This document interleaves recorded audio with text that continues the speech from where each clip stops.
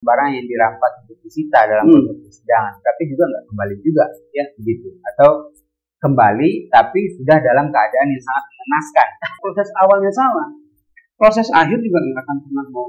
Kalau diminta bertanggung jawab, pasti dia akan bilang, saya di akhir yang hanya terima.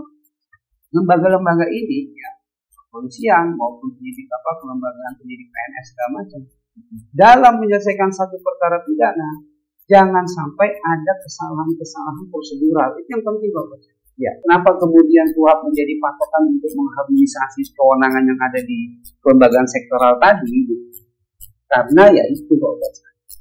KUHP ini jadi pedoman nanti dari satu proses penyelesaian perkara pidana ini yang melibatkan beberapa lembaga penegak hukum sehingga dia bisa terintegrasi, terpadu, sehingga bisa menghormati hak asasi manusia, bisa menyelesaikan penyelesaian perkara pidana yang tidak ada lagi pelanggaran baik prosedural maupun pelanggaran lainnya.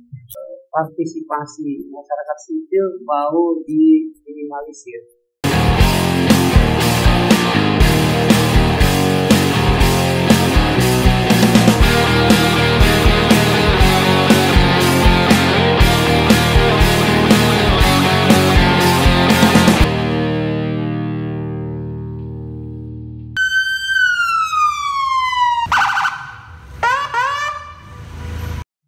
Ya, selamat datang kembali teman-teman Unjuk Rasa. Kembali di podcast Unjuk Rasa episode ke-12.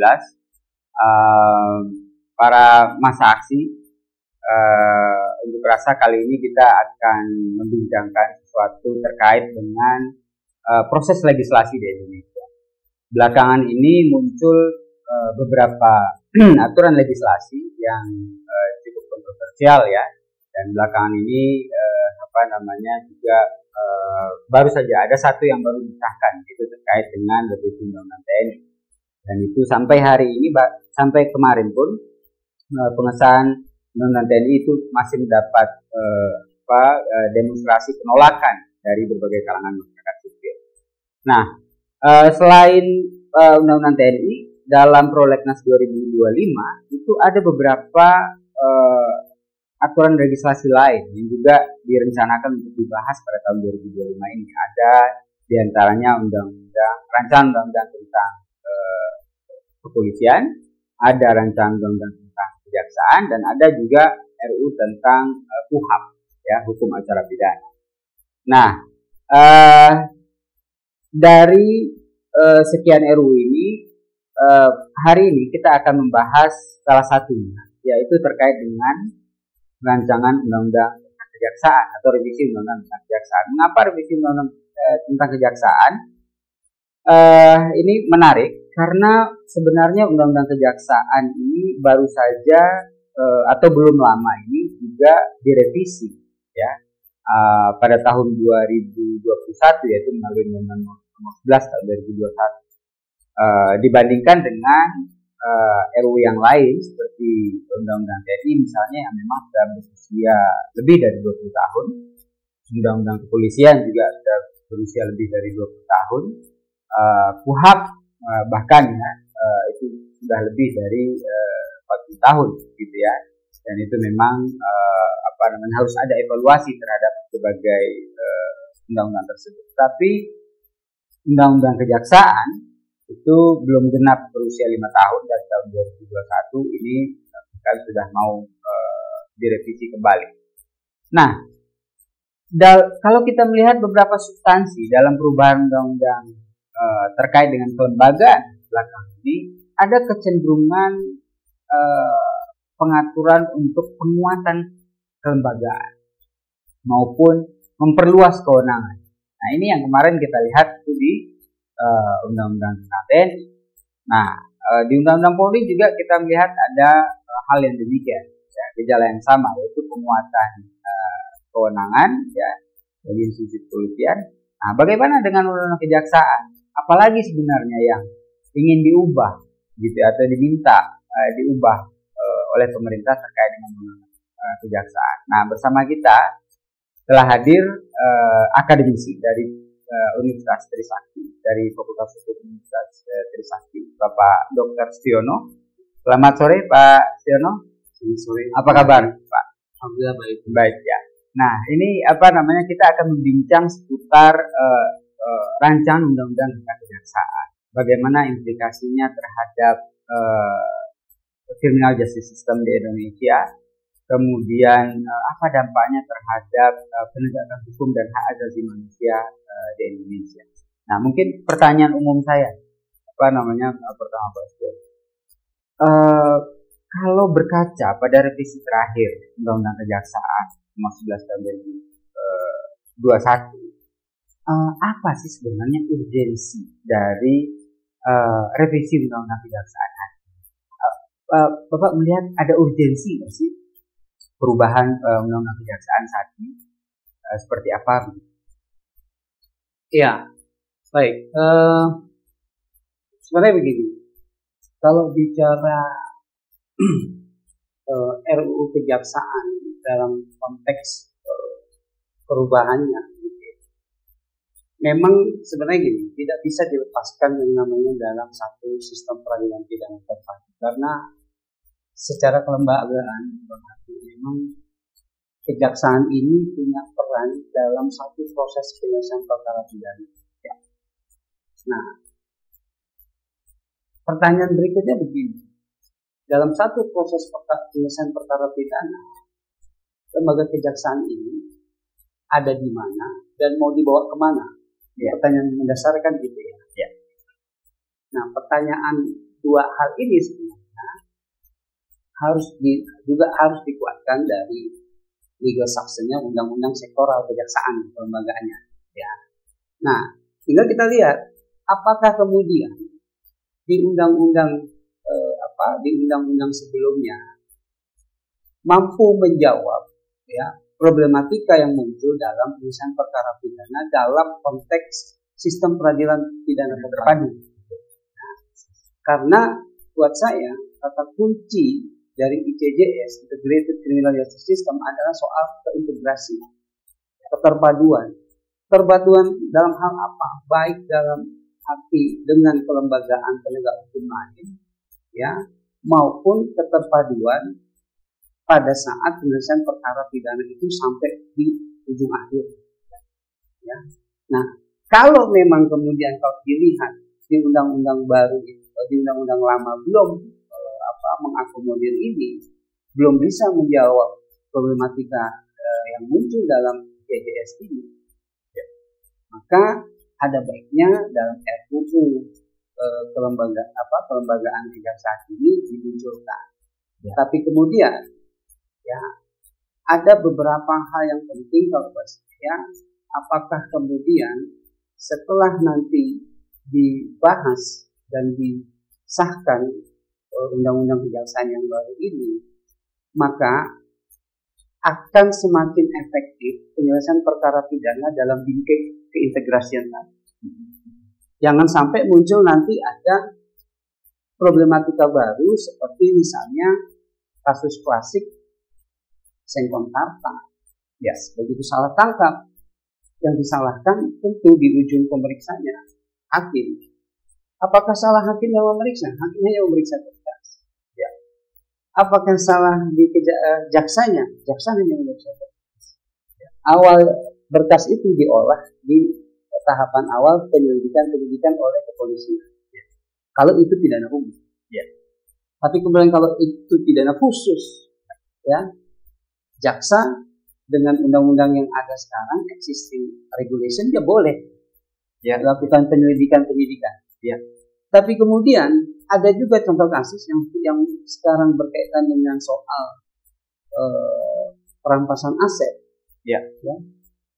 Ada kasus aset pihak ketiga berpotensi untuk bukan dirampas ataupun diambil alih ya untuk memenuhi uang pengganti atau denda dari si terpidana yang sebenarnya nggak ada hubungan lagi dengan itu. Jadi muncul. Iya, iya. Karena kemarin saya baru diuji itu soal pas waktu saya diajukan sebagai ahli. Iya, iya. Karena peraturan yang ada kan sekarang formatnya Perja. Nah kemudian apakah karena Perja ini kan hadir untuk mengisi kekosongan kan? Nunggu undang-undang perampasan aset masih lama. Gitu kan. Nah, isunya adalah sekarang, apakah hal-hal seperti ini dapat diakomodir dalam RUU Kejaksaan yang baru sehingga buat saya apapun namanya, mau itu aset pihak ketiga, kalau memang terindikasi ada dugaan bagian dari tindak pidana yang dilakukan oleh terpidana kejahatannya, ya taruhlah itu dalam satu di proses of law. Jangan ini dinafikan, kemudian bisa saja jaksa kemudian bisa mengambil alih itu dengan upaya apapun. Ini yang sebenarnya kok buat saya jadi isu penting juga ya. Terlebih juga kalau tidak salah ini di dalam draft versi 2024 itu kejaksaan diberikan kewenangan untuk membentuk badan pengelolaan aset atau rampasan dan PPA begitu. Dan ini dengan kewenangan yang tadi dikatakan Pak Siono itu justru cukup berbahaya tanpa ada due process of law terhadap aset-aset yang dianggap bagian dari atau hasil dari kejahatan tindak pidana. Betul. Karena kata kuncinya gini Bang. Aset pihak ketiga itu kemudian akan diambil alih oleh kejaksaan untuk menutupi uang denda dan uang pengganti yang karena akibat kejahatan yang dilakukan oleh terpidana. Artinya ini kan kalau bicara terminologi ini kan terminologi dari satu proses penyelesaian perkara pidana. Jangan kemudian ini dinafikan, kemudian jaksa nanti menggunakan diskresinya sebagai jaksa pengacara negara masuk ke ranah privat untuk ngambil itu. Harusnya tetap di koridor publik dalam kerangka due process of law dari awal. Kalau memang ada dugaan, sita. Kalaupun tidak disita dari awal, kemudian setelah putusannya inkrah si terpidana, kalau memang ada dugaan, karena kalau saya nggak salah di Perja itu metode penelusuran aset itu dengan melakukan fungsi intelijen. Nah, kalau bicara intelijen, ini kan how to gather information. Buat apa? Third party aset gitu aset yang aktif. Nah, kalau memang ada informasi itu, maka kemudian ini harus dikonversi dari proses intelijen tadi, konversi ke proses di proses of law. Taruh lidik, kalau memang dari lidik panggil para pihak, ada dugaan, lanjut ke sidik, kemudian pihak ketiga nanti diberi ruang untuk menguji aset yang disita oleh pihak ketiga ini sah atau tidak. Kalau ini kan kan? Makanya sebenarnya ini jadi satu catatan kecil dari RUU Kejaksaan. Jadi ini mau bagaimana kewenangannya? Apalagi kewenangan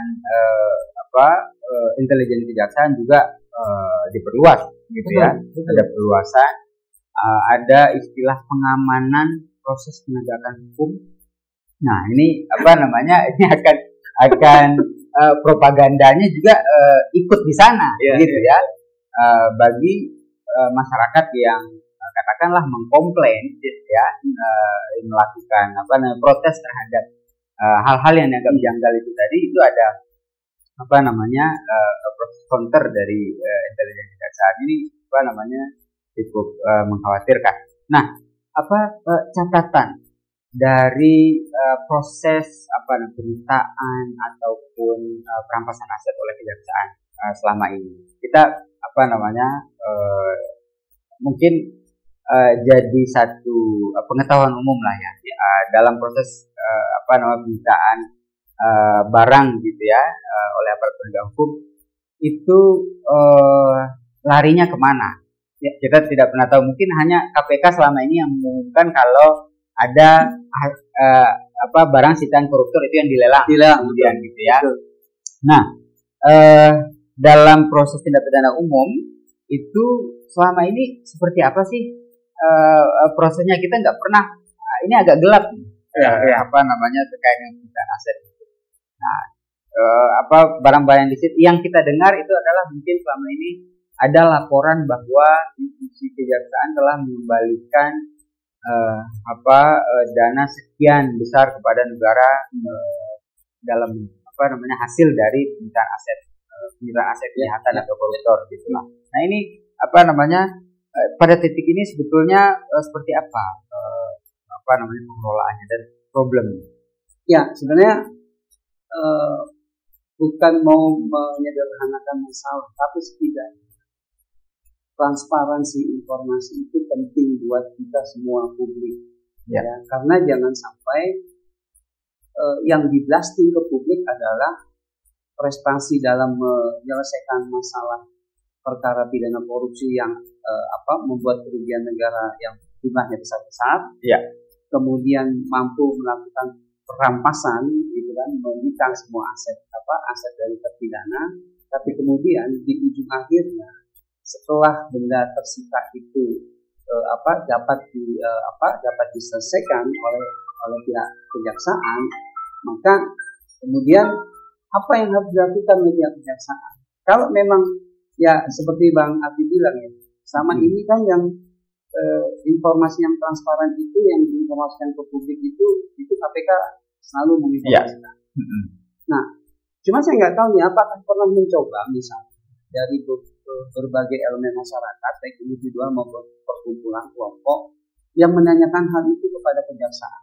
Ya. Apakah kemudian itu nanti dijawab atau tidak? Ya. Kalau tidak dijawab kan berarti ada sengketa informasi publik sini kan? Iya. Gitu kan? Betul. Gitu kan? Nah, kenapa kita minta itu supaya kita tahu, gitu kan? Artinya gini, dari kegiatan yang dilakukan penegakan hukum yang dilakukan oleh kejaksaan ini hasilnya apa? Ya. Tidak hanya soal memidanakan seseorang, kemudian merampas asetnya, tapi aset itu kemudian bisa nggak dikembalikan ke negara sehingga setidaknya membantu negara dalam arti keuangan negara bisa pulih. Ya. Gitu ya. Nah ini kan yang kalau buat saya pribadi ya, nanti mohon dikoreksi. Saya sama ini belum dapat informasi. Ya. Saya nggak tahu, mungkin kalau dari Bang Adi atau komponen kelompok masyarakat lain saya nggak tahu. Iya. Ya itu salah satu persoalan sering dalam tindak pidana kejahatan aparat penegak hukum melakukan penyitaan atau perampasan terhadap barang harta benda yang diduga itu memiliki keterkaitan dengan tindak pidana atau kejahatan. Ya. Tetapi kemudian dalam prosesnya yang sering kita dengar dari kawan-kawan yang melakukan pembelaan itu tidak jelas, bahkan itu tidak disebutkan dalam barang-barang yang dirampas untuk disita dalam proses persidangan, tapi juga nggak kembali juga, ya begitu, atau kembali tapi sudah dalam keadaan yang sangat mengenaskan.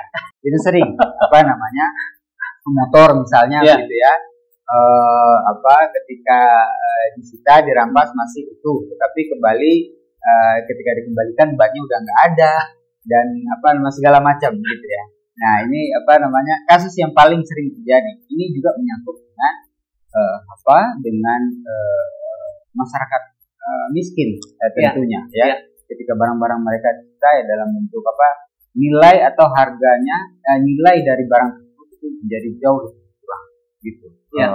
Setelah disita oleh aparat. Nah ini juga ada problem dalam satu rangkaian yang dikatakan Pak Stiono tadi. Criminal justice system, integrated criminal justice system, sistem penegakan hukum pidana terpadu. Nah, kalau kita ini ingin istilahnya mengkaji agak lebih jauh gitu ya dalam sistem pidana terpadu ini, di mana peran kejaksaan ini seharusnya dalam sistem tindak pidana terpadu? Apakah semenjak dari dalam tindak pidana tertentu mungkin dari penyelidikan dia sudah melakukan pengendalian dan tindak pidana umum yang keseharian atau yang berkaitan langsung dengan masyarakat secara lebih luas gitu. Apakah semua misalnya alat bukti, saksi itu diperoleh dengan cara yang tepat, apakah gimana peran kejaksaan itu dalam hal tersebut? Nah, Pak Siono mungkin ya perlu menjelaskan hal ini. Baik, sebelum saya masuk ke soal yang ditanyakan oleh Bang Abi, saya menambahkan yang tadi contoh yang diberikan oleh Bang Abi, barang bukti yang disita kemudian nilainya turun secara ekonomis. Ya, fisiknya mungkin tidak lagi padahal secara hukum itu sita resmi. Ya kan? Dan siapa yang menyita ada lembaga. Ya kan? Tapi kemudian kalau itu rusak, pertanyaannya kan begini. Secara hukum saja, barang siapa dengan sengaja merusak barang dari orang lain, itu pun kena kan? Ya, ada kan? Ada sanksinya. Ada sanksinya. Apalagi ini di bawah otoritas pejabat yang memang diberikan kewenangan untuk menyimpan, memelihara ya barang bukti itu. Hal itu tidak dilakukan. Apakah isu ini kemudian bisa dibahas juga dalam etika? Persis. Ya? Apakah RUU Kejaksaan mampu menjawab hal tersebut? Itu kalau buat saya hal yang fundamental lah gitu ya. Barang seseorang, barang milik A disita oleh dalam satu proses penegakan hukum sampai akhirnya diputus gitu ya. Ini kan di bawah yang namanya rumah penyimpanan benda sitaan ya.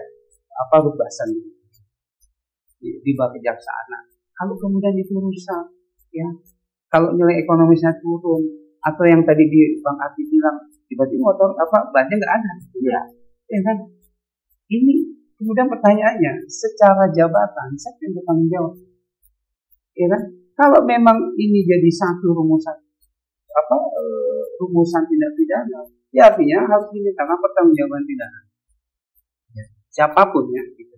Nah, kembali soal yang tadi ditaruh di mana sih idealnya? Kalau bahasa gini, yang sampai sekarang ada buat saya kejaksaan untuk tindak pidana umum dalam porsinya ditaruh di klaster penuntutan ya, di klaster penuntutan. Tapi kalau untuk tindak pidana tertentu khusus, kejaksaan boleh melakukan fungsi penyidikan dan sampai penuntutan karena memang dengan pertimbangan tertentu gitu. Berharap berkas tidak lagi bolak-balik gitu, dari awal lidik sudah ada komunikasi gitu kan, sudah ada keterpaduan dalam hal ini mau diselesaikan kapan dan sampai kemana gitu ya. Tapi kemudian kalau untuk tindak pidana umum kalau buat saya masih tetap saja ditaruh di penuntutan karena nanti fungsi lidik dan sidik berikanlah kepada kepolisian dengan berbagai catatan yang dari berbagai forum yang ada.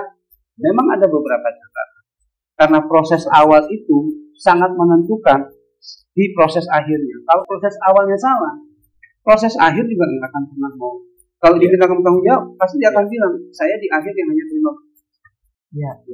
Gitu. Nah, artinya kok buat saya, untuk tindak pidana umum, seperti KUHP yang berlaku sekarang di DPR, lidik, sidik, ada kepolisian, ada penyidik PNS, kemudian ada kejaksaan di sini untuk penuntutan.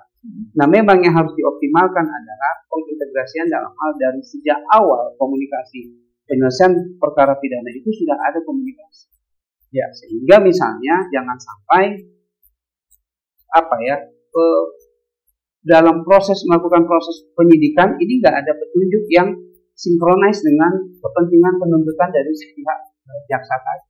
Ya.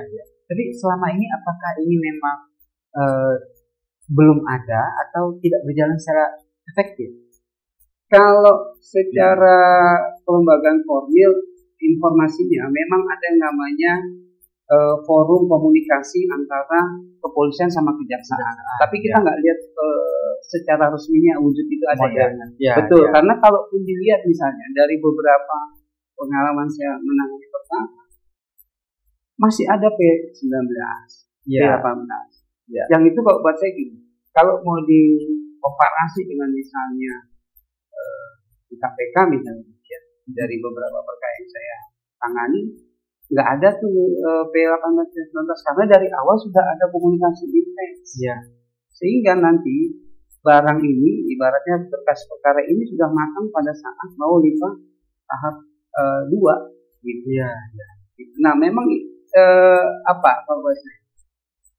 Kembali lagi soal bicara sistem peradilan pidana terpadu ini harus memang ada keterpaduan keintegrasian dari kejaksaan selaku lembaga penuntut dengan penyidik PNS maupun penyidik Polri di awal. Iya.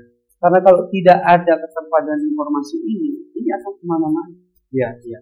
Akan kemana-mana.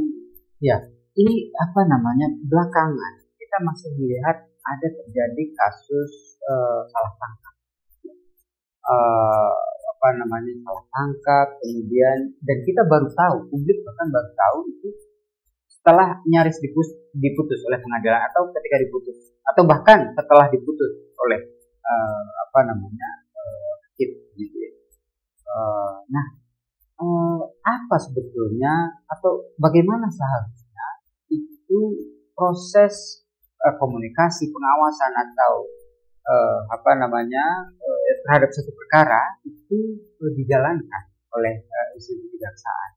Kalau di pengadilan mungkin ya, karena hanya memeriksa berkas kemudian menghadirkan saksi-saksi, kita juga ya ini kritik juga terhadap institusi peradilan, kenapa sampai misalnya ada wrongful punishment gitu ya, kesalahan dalam penghukuman.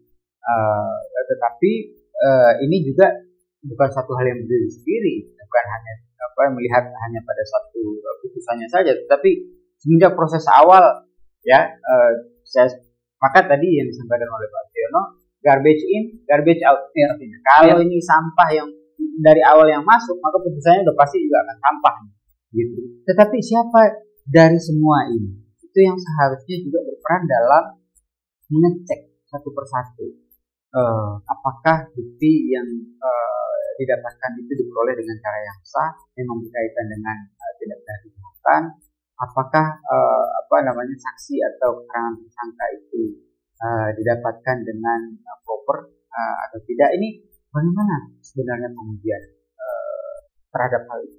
Ya, sebenarnya gini,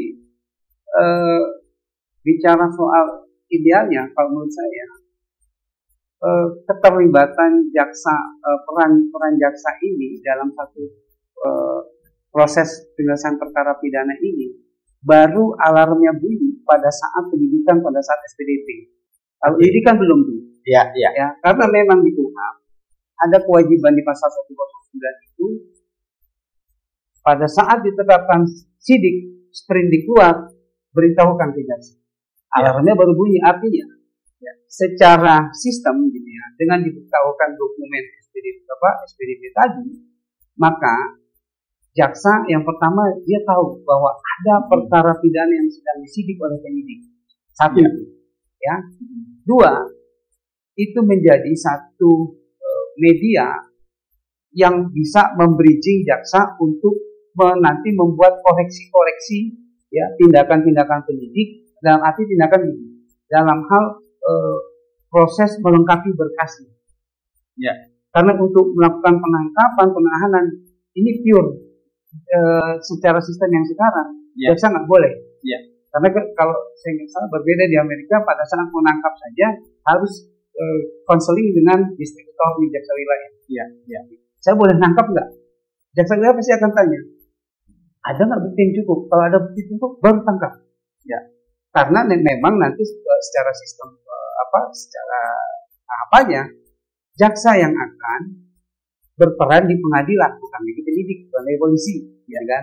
Atau penyidik PNS. Nah, tapi kemudian kalau bicara idealnya berkaitan dengan isu-isu, jangan sampai ada salah tangkap, jangan sampai ada alat bukti yang ternyata pada saat diperoleh ini tidak sah atau melawan hukum gitu. Nah, buat saya gitu ya, memang harus ada satu, balik lagi, keterpaduan keintegrasian komunikasi. Pertanyaannya, komunikasi ini mau dibangun sejak kapan? Apakah tetap pada saat penyidikan, ya, atau nanti sebelum penyidikan pada saat lidik? Nah, nanti bisa tuh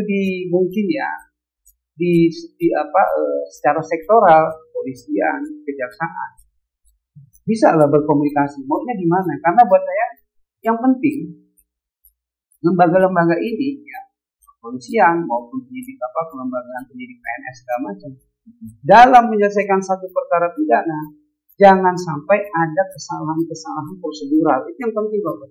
Ya, sehingga ya apa ya, jangan untuk mementingkan, ya, mengutamakan kepentingan publik tadi supaya jangan ada salah dalam satu proses keputusan hukum. Berdiskusilah, bersinergilah, dan itu yang mahal di Republik ini, berarti koordinasi, itu diskusi, ya, gitu ya, apalagi antar lembaga atau instansi, itu seperti satu hal yang mahal di Republik ini. Ya.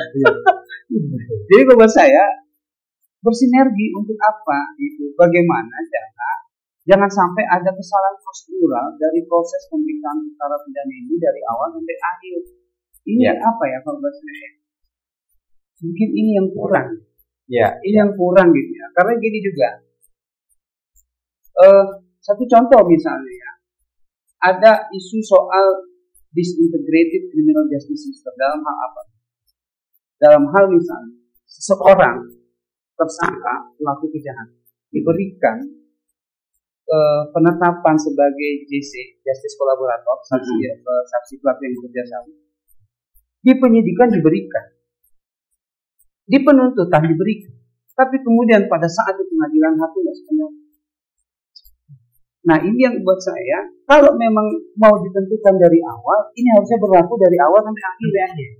Jangan kemudian karena beda apa ya, kalau nggak salah ada Dermatus yang menguji bahwa untuk dapat ditentukan sebagai JC ada beberapa variabel uji, gitu ya.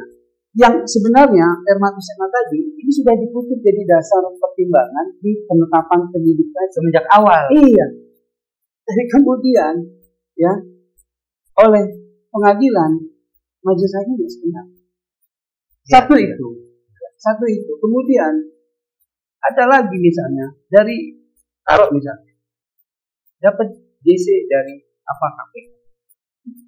Tapi kemudian tidak ada jaminan pelaku yang dapat JC ini tidak dikenakan, tidak lagi diperiksa sebagai pelaku oleh kejaksaan. Ini jadi beda institusi, status bisa berubah. Iya, gitu ya. Nah, walaupun di kejaksaan, saya pernah minta, saya dapat JC loh dari KPK. Ya, gitu kan. Akhirnya tetap dikasih JC, tapi maksud saya bukan soal JC. Ya. Apa jaminannya orang sudah mau berkolaborasi untuk membuka itu, tapi kemudian rewardnya apa? Kalau buat saya kan JC itu kan reward. Ya. Dia sudah mau loh buka, bahkan istilahnya mengorbankan diri. Iya. Nah, itu yang apa? Isu-isu itu yang sebenarnya jadi hal yang harus dibahas di dalam konteks misalnya secara umum KUHP, tapi kemudian secara sektoral ada kepolisian, ada kejaksaan, ini harus dibahas. Ini harus tuntas. Betul. Ya, bagaimanapun juga RUU Kejaksaan meskipun dia mengatur secara sektoral terkait dengan kejaksaan, tapi juga memiliki implikasi terhadap kita, warga negara, gitu kan? Kalau kita bandingkan misalnya ada RUU kepolisian, dia memang dia akan mengatur soal lembaga kepolisian, tapi juga punya implikasi terhadap masyarakat sipil, terhadap warga negara. Ada RUU Kejaksaan, dia juga punya, dan pertarungan yang akan sangat serius nanti di KUHP, tentunya Pak Stiono ya. Di KUHP itu KUHP murni akan berbicara tentang hak-hak warga negara, yaitu yang disangkakan, yang dituduh gitu ya, melakukan tindak pidana. Tapi ini nampaknya harus integrated pembahasan. Betul. Harus integrated. Ya. Pak Stiono, ini catatan mungkin ya juga bisa dihubungkan dengan ketiga RUU tadi. Kalau kita mengambil pembagian ya kewenangan bahwa di kepolisian itu adalah proses lidik sidik, kemudian kejaksaan proses penuntutan, dan bagaimana proses persidangannya, semua rangkaian itu diatur dalam hukum acara pidana. Nah, ini apa sebetulnya yang perlu kita perhatikan? Implikasi ataupun hak-hak dari warga negara yang selama ini sangat sering kali terlanggar atau diabaikan dalam proses penegakan. Mungkin saya memberikan satu yang paling sering dan masih menjadi catatan di IPAR, itu terkait dengan penyiksaan. Terkait dengan penyiksaan ini masih menjadi persoalan. Penyiksaan itu sering juga motivasinya adalah mendapatkan keterangan dari tersangka. Karena itu masih menjadi alat. Kalau merefer dari kalau buat saya gini, idealnya seperti pembahasan RUU KUHP ini sebenarnya jadi payung untuk membahas undang-undang sektoral kelembagaan ini. Jangan sampai kemudian ini dibahas tapi kemudian ada selundupan di sini yang nggak tercover di RUU KUHP. Itu kalau buat saya. Sehingga ya itu yang kata kunci yang Bang Alvin tadi. Ada keintegrasian, semua lembaga duduk bareng, kita bahas, memberikan masukan RUU KUHP supaya nanti pada saat pembahasan RUU Polri, kepolisian maupun dengan RUU kejaksaan ini terharmonis dengan KUHP. Jangan kemudian nanti diberikan kewenangan penuh yang akhirnya KUHP sudah selesai diketok, ini masih bisa masuk. Itu. Nah, itu yang kalau buat saya ya gitu. Tapi kemudian misalnya dengan terharmonisasi tadi gitu ya. Saya berharap hak-hak dasar, hak-hak asasi dari warga negara dari satu penyelesaian proses perkara pidana masuk di situ. Gitu, masuk di situ semua, termasuk misalnya tadi yang Bang Arti bilang. Ada contoh kasus penyiksaan. Penyiksaan ini kalau metode penyiksaan ini kan metode intelijen, bukan soal metode penegakan hukum di proses gitu kan. Ini nanti harus diberikan satu pembedaan yang jelas gitu kan. Kalau memang disiksa gitu kan, ini mungkin metode intelijen gitu kan. Tapi kalau metode penegakan hukum ini melarang keras soal penyiksaan, gitu kan, melarang keras. Nah, sehingga kalau buat saya nanti mengatur kewenangan-kewenangan yang ada di kejaksaan maupun kepolisian ini harus sinkronisasi, terharmonisasi dengan KUHP. Jadi KUHP ini yang seharusnya terlebih dahulu kita diskusikan, gitu kan? Betul. Ketimbang undang-undang sektoral ini, gitu. Betul. Membagi-bagi kue ini kan pada berebut berebut kewenangan, gitu kan? Dan nampaknya ini juga yang sedang terjadi, betul. Kan sebelum mengatur tentang bagaimana alur penegakan hukum melalui acara pidana ini sudah lebih dahulu mengamankan jatah atau kewenangan masing-masing. Ini yang terjadi seperti ini. Betul. Ya, makanya kalau saya gini, jangan sampai akhirnya karena alasan ego kelembagaan sektoral tadi bisa mengalahkan harmonisasi dan sinkronisasi KUHP. Karena tujuan KUHP ini kenapa harus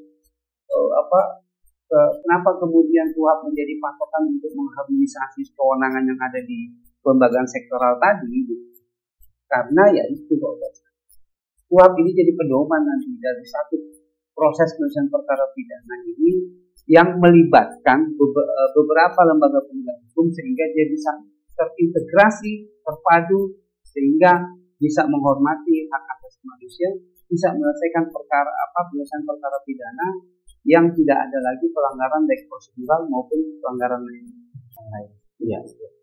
Pak Tiono, ini mungkin berdasarkan catatan beberapa kasus di institusi kejaksaan, mungkin kita sebut kasus sebelumnya ada kasus jaksa pinangki dan beberapa kasus lain. Apa pelajaran sebetulnya harus diambil dan itu juga harus tercermin dalam RUU kejaksaan, gitu ya.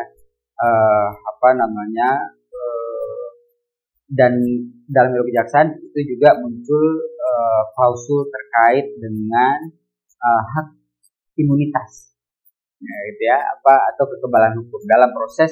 Jadi jaksa tidak bisa diperiksa dalam kapasitasnya dalam menjalankan tugas dalam penegakan hukum, begitu ya. Ini juga menjadi polemik di tengah masyarakat, apakah kemudian seperti yang dalam kasus Pinangki ya, komunikasi dengan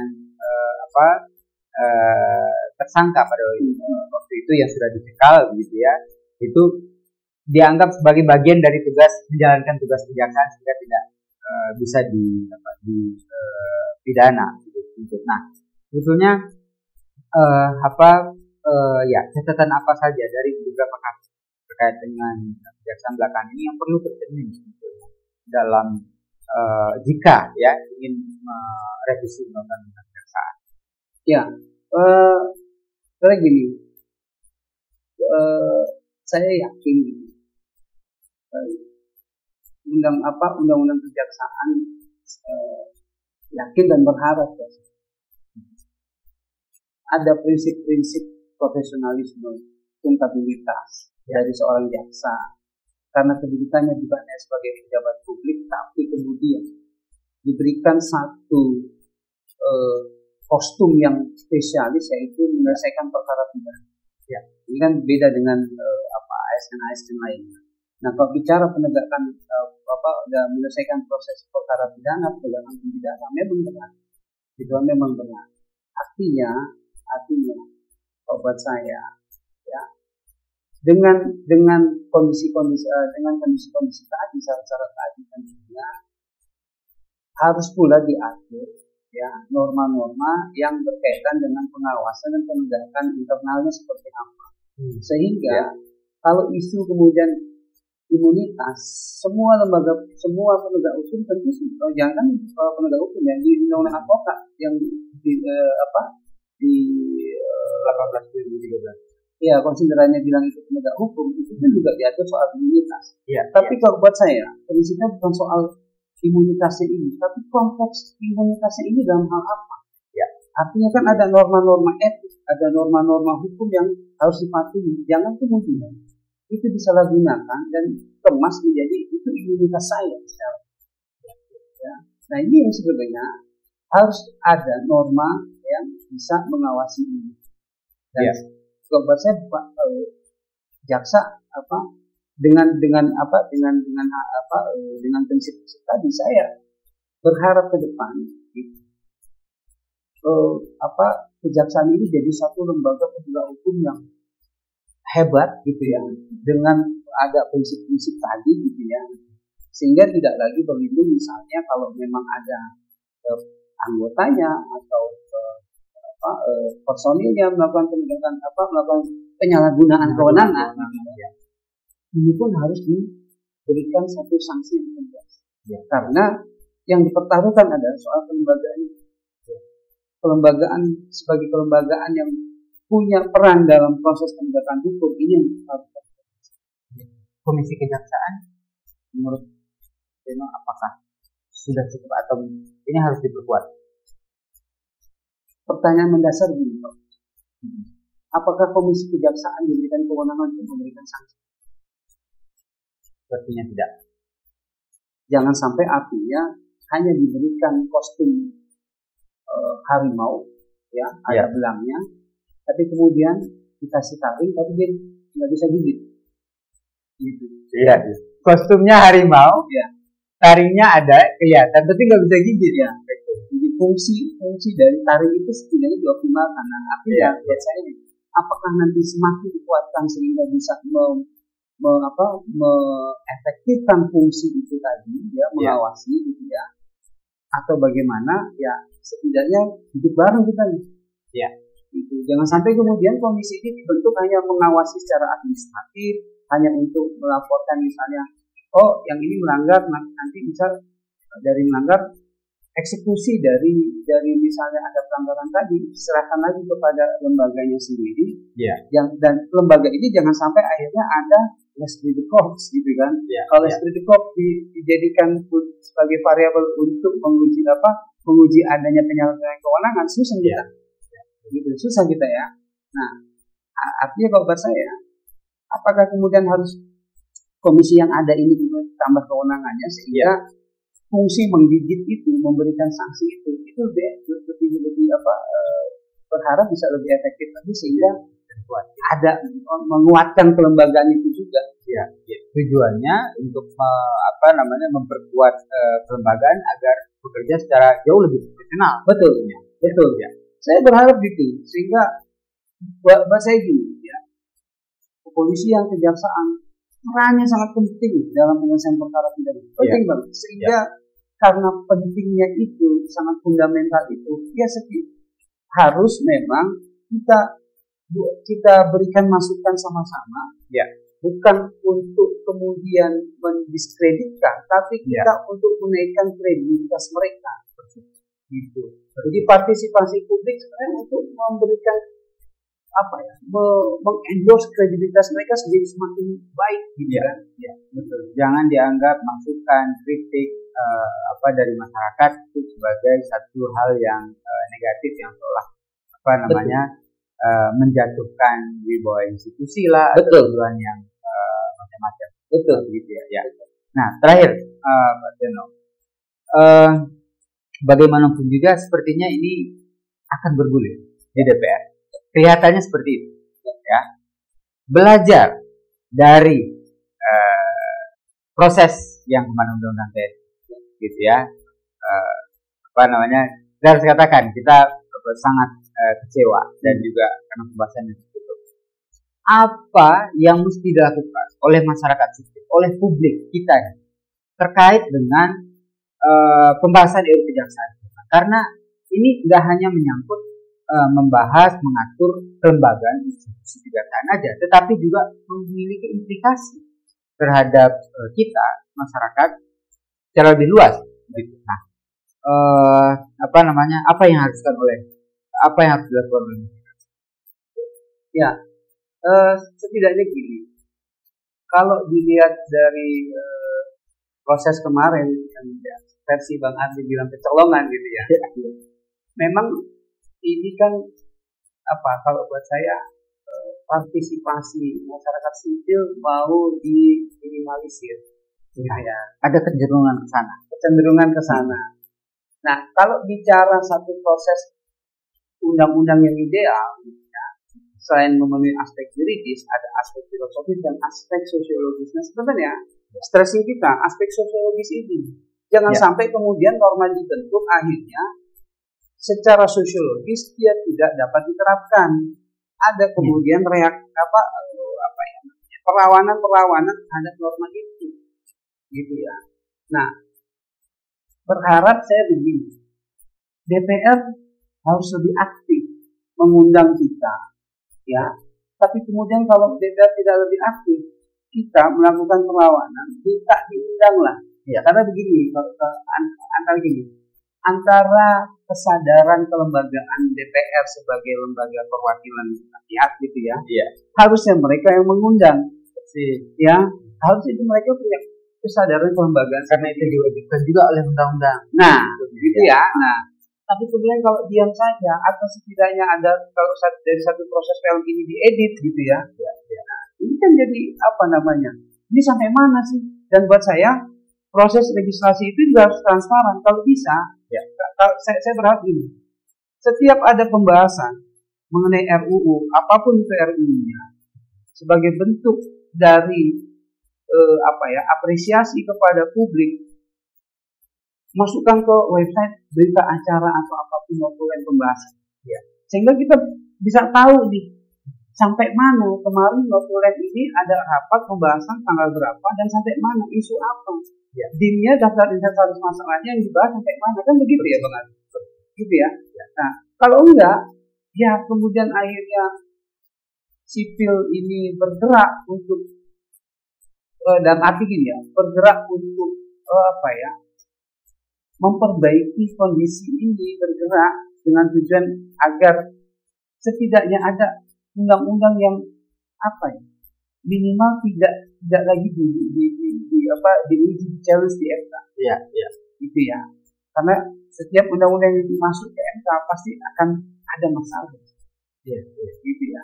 Nah, sehingga buat saya balik lagi DPR undanglah segala komponen masyarakat, ya, apakah perguruan tinggi, LSM, perkumpulan, minta tanggapan. Tetapi kemudian begitu nanti diberikan tanggapan, jangan kemudian tanggapan itu disimpan dan tertutup. Betul. Ya. Disimpan dan tidak diuji lagi karena fungsi mereka kan sebagai pembuat undang-undang harus tahu itu tuh, menguji itu. Ya. Buat saya aspek sosiologis, baik lagi aspek sosiologis ini penting. Ya.